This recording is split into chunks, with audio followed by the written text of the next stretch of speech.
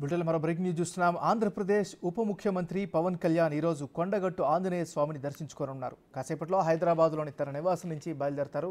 ఆంధ్రప్రదేశ్ ఎన్నికల్లో విజయం సాధించడంతో ఆయన కొండగట్టు అంజన్నకు మొక్కులు తీర్చుకోనున్నారు. ఉదయం 11 గంటలకు కొండగట్టు అంజన్న సన్నిధిలో ప్రత్యేక పూజలు చేస్తారు డిప్యూటీ సీఎం పవన్ కళ్యాణ్. కొండగట్టు ఆంజనేయ స్వామిని తమ ఇంటి ఇలవేల్పుగా పవన్ కళ్యాణ్ భావిస్తూ ఉంటారు. గతంలో వారాహి వాహనానికి తొలి పూజను కొండగట్టులోనే నిర్వహించారు పవన్ కళ్యాణ్.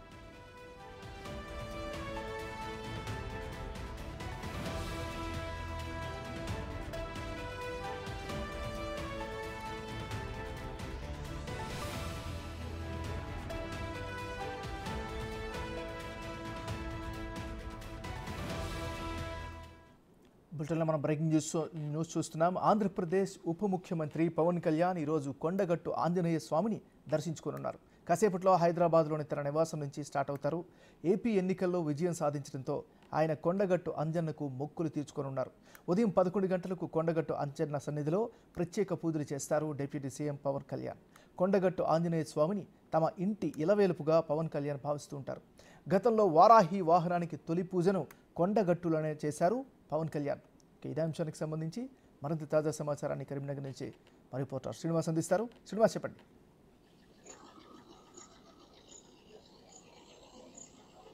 మరికొద్ది సేపటి లోపల జనసేనాని ఆంధ్రప్రదేశ్ ఉప ముఖ్యమంత్రి పవన్ కళ్యాణ్ కొండగట్టుకు రానున్నటువంటి నేపథ్యం లోపల భారీ బందోబస్తు అయితే ఏర్పాటు చేసినటువంటి పరిస్థితి కనబడుతుంది. ఇటు కొండగట్టు ఆంజనేయ స్వామిని తమ ఇంటి ఇలవేల్పుగా భావించేటువంటి మెగాస్టార్ కుటుంబము ఇప్పుడు జనసేనాని పవన్ కళ్యాణ్ కూడా ఇటు ఏదైతే జనసేన పార్టీ స్థాపించిన తర్వాత తన ఇంటి ఇలవేలుపు కొండగట్టు ఆంజనేయ స్వామి అని చెప్పడం జరిగింది.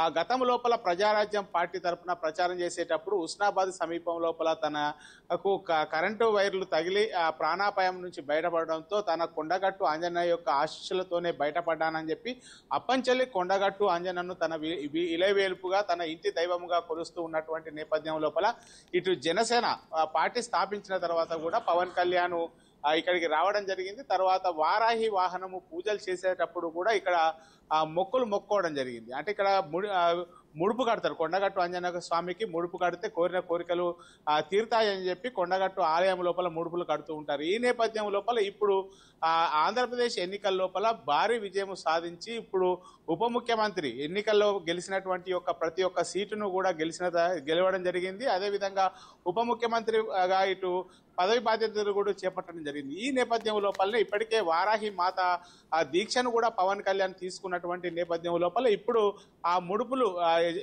చెల్లించడానికి ప్రత్యేకించి కొండగట్టు రానున్నట్టుగా తెలుస్తున్నది. హైదరాబాద్ నుంచి నేరుగా కొండగట్టుకు మనకు తెలిసిన దాని ప్రకారం అయితే 11 నుంచి 11:30 సమీపం లోపల కొండగట్టు ఆంజనేయ స్వామికి ఆలయానికి చేరుకొని ఇక్కడే దాదాపుగా గంట సేపు కొండగట్టు ఆలయం లోపలనే గడపనున్నారు.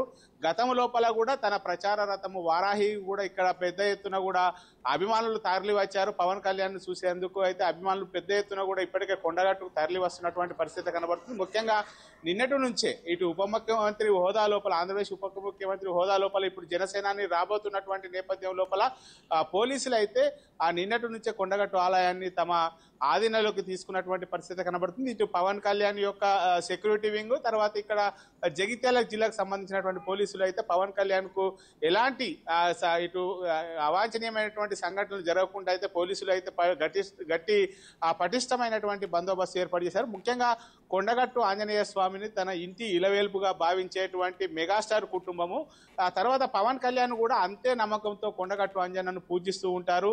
కొండగట్టు ఆంజనేయకు ఇక్కడ ఏదైతే ముడుపులు కట్టిన తర్వాతనే తను జనసేనాని అక్కడ విజృంభణ కావడము, ఉప ముఖ్యమంత్రి పదవి బాధ్యతలు చేపట్టడంతో ఇప్పుడు కొండగట్టు అంజన్న ఆశీస్సులతోనే తనకు ఇప్పుడు ఉప ముఖ్యమంత్రి వచ్చిందని చెప్పి భావించేటువంటి పవన్ కళ్యాణ్ మరికొద్ది సేపటి లోపల కొండగట్టుకు రానున్న